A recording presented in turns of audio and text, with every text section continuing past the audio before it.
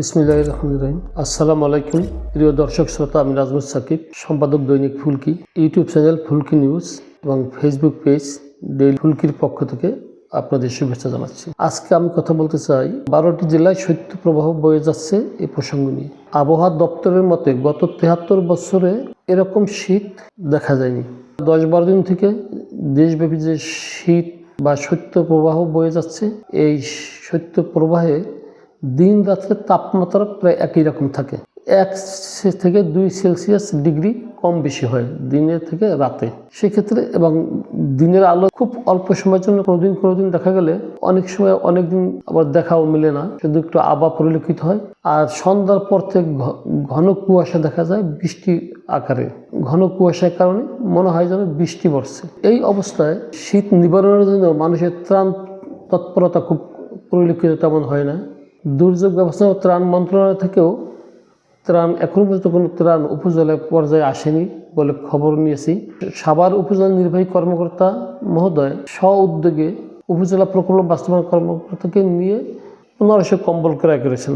এই 1500 কম্বল 12টা ইউনিয়নে ভাগ করে দিয়েছেন। আমি গতকাল 4 জানুয়ারি উপজেলা গিয়েছিলাম। সেখানে শীতের একটা কম্বলের জন্য শত শত মানুষের আহাজারি দেখেছি, দীর্ঘ অপেক্ষা দেখছি, কিন্তু কম্বল তারা পায়নি। আসলে উদ্যোগে 1500 কম্বল 12টা ইউনিয়নে ডিস্ট্রিবিউট করে দেওয়ার পরে আর কি থাকে, কতটুকু দেওয়া যায়? যেখানে প্রায় 70-80 লক্ষ এই সাভার উপজেলার মানুষের বসবাস, সেখানে অনেক মানুষ আছে গরিব বা হতদরিদ্র। সেখানে 1500 কম্বল খুব কম। উপজেলা প্রকল্প অফিসে খবর নিয়ে জেনেছি মাননীয় প্রধান উপদেষ্টা ত্রাণ তহবিল থেকে প্রত্যেক জেলায় 5000 কম্বল দিবেন। সাভার 1000 থেকে 1200 কম্বল পেতে পারেন, কিন্তু এটা তো খুবই নগণ্য সাভারের জন্য। কারণ অন্যান্য উপজেলার চেয়ে ঢাকা জেলার সাভার উপজেলায় জনসংখ্যা অনেক বেশি। রাঙ্গামাটি, খাগড়াছড়ি অথবা রংপুর, দিনাজপুর উপজেলার যে জনসংখ্যা একটা, সাভার উপজেলাতে এটা না। সাভার উপজেলা অনেক বিভাগের কাছাকাছি বা অনেক বিভাগ, 2-1টা বিভাগ থেকেও সাভার উপজেলার জনসংখ্যা বেশি।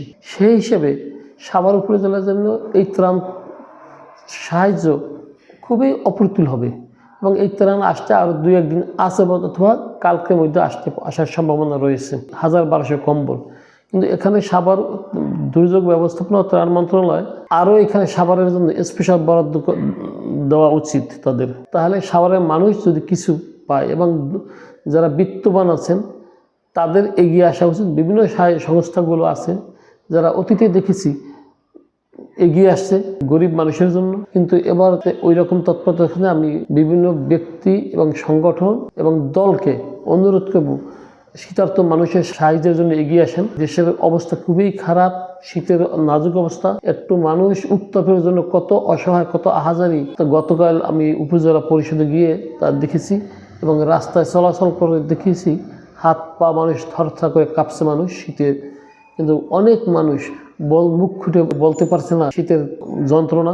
সবাই আমরা আশা রাখি এই বিষয়টি খেয়াল রাখবো। শুধু ভোটের মাঠে হাওয়া নিয়ে কথা বললে হবে না। আসুন, মানুষের কল্যাণ করতে হলে রাজনৈতিক দলদের প্রতি অনুরোধ, আপনারা এগিয়ে আসুন মানুষের সাহায্যে কল্যাণের পাশে। এটাই একটি অন্যতম জনসেবা। সেই জনসেবায় আপনারা সাক্ষ্য রাখুন, প্রমাণ রাখুন। অতীতের মতো লোক দেখানো কোনো ত্রাণ আমরা দান না করি, শুধু লোক দেখানো সহায়তা না করি। আসুন মানুষের পাশে গিয়ে দুয়ারে গিয়ে আমরা মানুষের জন্য শীতার্ত বস্ত্র নিয়ে মানুষের পাশে দাঁড়াই এবং বিভিন্ন এলাকায় যেখানে ফটোশ্যুট কম হবে, কাজ হবে বেশি, সেই রেখে ঢাকা আবহাওয়া দপ্তরের মতে বাংলাদেশ এখন 12টা জেলায় শৈত্যপ্রবাহ বয়ে যাচ্ছে। রাজশাহী বিভাগের 8টি জেলা, এছাড়াও আছে কুষ্টিয়া, চুয়াডাঙ্গা, যশোর ও দিনাজপুরের জেলা। তাই রাজশাহী বিভাগের 8টি জেলা এবং কুষ্টিয়া আর বাকি 4টে জেলা, কুষ্টিয়া, চুয়াডাঙ্গা, দিনাজপুর, যশোর নিয়ে এই 4টে জেলা নিয়ে 12টি জেলায় শৈত্যপ্রবাহ বয়ে যাচ্ছে। এখানে আবহাওয়া 4.1 ডিগ্রি থেকে 6 ডিগ্রি সেলসিয়াস পর্যন্ত তাপমাত্রা যাচ্ছে। এই তাপমাত্রা হচ্ছে শৈত্যপ্রবাহ। আবহাওয়া দপ্তরের মতে এ মাসে 5টি শৈত্যপ্রবাহ বয়ে যাবে। এবং দুই একটি অতি তীব্র শৈত্যপ্রবাহ, তো সেটা আরও অপেক্ষা করতে হবে, এই জন্য প্রস্তুতি নেবে। এ মাসে এই এত সহসাই বা দুই একদিনে অতীতে যেমন দেখা গেছে দুই একদিনেই শৈত্যপ্রবাহ বয়ে গিয়ে আবার প্রকৃতি স্বাভাবিক হয়েছে, কিন্তু 73 বছরের রেকর্ডে যেমন এটা এরকম আর হয় নাই, এইটাই 73 বছরের রেকর্ড এবার ভাঙতে যাচ্ছে, সেই হিসেবে প্রস্তুতিটাও নিতে হবে। শীত দীর্ঘমেয়াদী হবে বলে আবহাওয়া দপ্তর ধারণা করেছেন। তা আবহাওয়া দপ্তরের মতে আমাদের আসলেই সেই প্রস্তুতি নেওয়া উচিত, মানুষের পাশে দাঁড়ানো উচিত। দুই একদিন শীত নিবারণ হবে বা শীত চলে যাবে সে আশা করা যায় না। আসুন আমরা অসহায় মানুষের পাশে দাঁড়াই, দুস্থ মানুষের পাশে দাঁড়াই এবং তাদের একটু উত্তাপ দেওয়ার চেষ্টা করি। সবাই ভালো থাকুন, সুস্থ থাকুন। আসসালামু আলাইকুম রহমতুল্লাহি ওয়া বারাকাতুহু।